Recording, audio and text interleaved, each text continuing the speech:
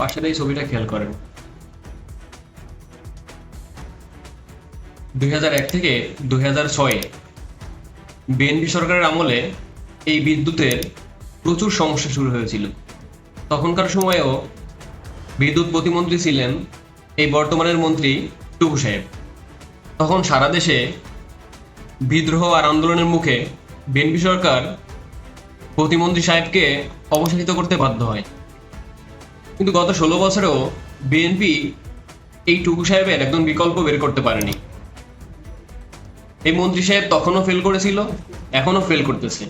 একটা জিনিস খেয়াল করেন, গত ফ্যাসিস্ট সরকার লাখ লাখ কোটি টাকা বিদেশে পাচার করেছে, কুইক রেন্টাল করেছে, অন্যান্যভাবে টাকা লুটপাট করেছে, কিন্তু জনগণকে বিদ্যুতের কষ্ট পাইতে দেয়নি।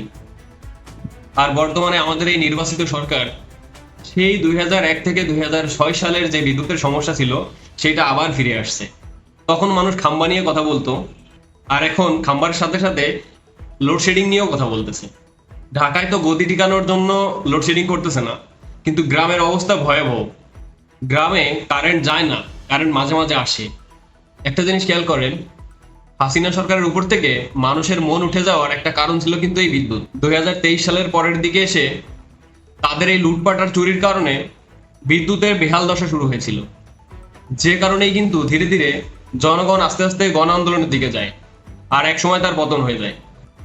একটা জিনিস অবাক লাগে, এই টুকু সাহেবের কি কোনো বিকল্প নাই? এই মন্ত্রী সাহেব আগের বারও ফেল করছে, আবারও ঠিক সেই একই অবস্থা। ওনাকে রাখার কি দরকার? ওনার বিকল্প বের করা যায় না? বিএনপি সরকারের উদ্দেশ্যে আমরা অতি বিনয়ের সাথে বলতে চাই, আমরা আপনাদের শত্রু না। আমরা চাই দেশের মানুষ একটু শান্তিতে থাকুক। এখন তো দেশের মানুষ ইউনূস সরকারের আমলের মতো প্রতিদিন রাস্তায় নেমে আন্দোলন করতেছে না। আপনারা তো ধীরে সুস্থেই কাজ করতে পারতেছেন, তাহলে এই সমস্যাগুলো একটু সমাধান করেন ঠিকঠাক মতো। সমালোচনা করলে সেটাকে ষড়যন্ত্র মনে করবেন না, সেটাকে পরামর্শ উপদেশ মনে করে সমস্যাটা সমাধানের চেষ্টা করেন। তাতে আপনাদের জন্য মঙ্গল, আমাদের জনগণের জন্য মঙ্গল। আল্লাহ হাফেজ।